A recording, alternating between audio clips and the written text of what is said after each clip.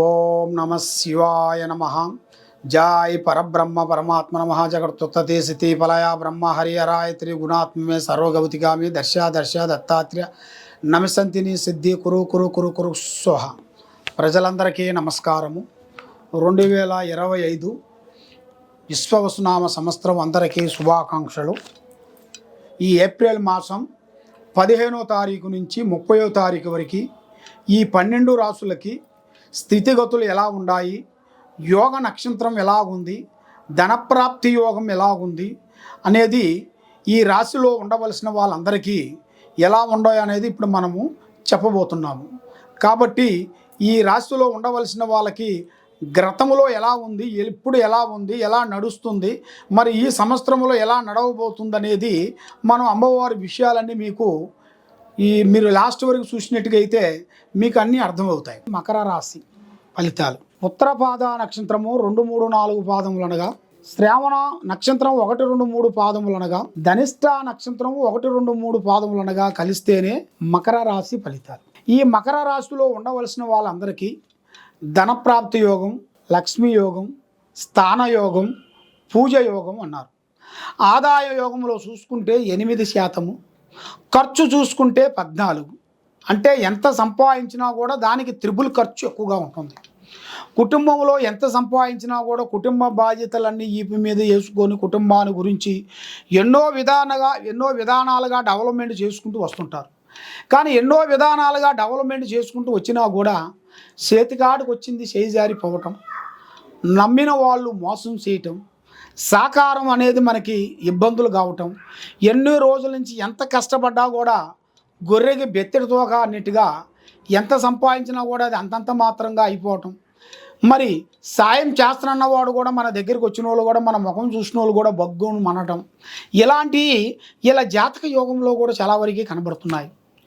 మరి ధనప్రాప్తి యోగం ఆ విధంగా ఉంది కాబట్టి వ్యాపార యోగము, ఉద్యోగ యోగము, వ్యవసాయ యోగంలో చూసుకుంటే మంచిగా అద్భుతమైన విజయాలను వీళ్ళకి రాబోతుంది. కాబట్టి వీళ్ళు ఎక్కువగా ఆలోచన చేయరు. ఆలోచించి ఒక ప్రయత్నాలను, ఒక ఐడియాను ఆలోచించారనుకోండి, ఆ ఆలోచన ఐడియా 100% కరెక్ట్గా సెట్ అయిపోతుంది. కొడితే కొండనే కొడతారు, చిన్న చిన్న ఐటమ్స్ చేయరు. ఏ కార్యక్రమం చేసినా కూడా కుంభస్థానాన్ని కొడతారు. అలాంటి మనస్తత్వం కలిగిన వాళ్ళు. మరి ఈ రాశిలో ఉండవలసిన వాళ్ళకి ఏ కార్యక్రమం చేసినా భంగం కావటం, మనశ్శాంతి లేకుండా ఉండటం, భార్యాభర్తల్లో కొన్ని గొడవలు రావటం, వైవాహిక జీవితంలో సికాకులు, ఇబ్బందులు కొన్ని రావటం, ఇలాంటి ఇలా జాతకంలో చాలా వరకు కొన్ని కనబడుతున్నాయి. మరి ఈ నెలలో 15వ తారీఖు నుంచి 30వ తారీఖు వరకు గురుదశ మంచిగా ఎదురయ్యే మార్గాలు ఇలా జాతకంలోకి రాబోతుంది. శని ప్రభావము, రాహు కేతువుల ప్రభావము చూసుకుంటే ఎంత సంపాదించినా కూడా చేతికాడికి వచ్చింది దూరం కావటం, ఈ రాహు కేతువుల వల్ల ఎంత సంపాదిస్తామో అంత డబ్బులు కొంచెం వెనక్కి వెళ్ళిపోవటం, ఇలాంటి లేనిపోయిన సమస్యలు, లేనిపోయిన చికాకులు, లేనిపోయిన ఇబ్బందులు కొన్ని ఎదురవుతుంటాయి. కాబట్టి ఈ గురుదశ ప్రారంభం కావాలనుకుంటే, ఈ గురుదశ మీరు చేయాలనుకుంటే శ్రీ ఆంజనేయ స్వామి దగ్గరికి వెళ్ళాలి.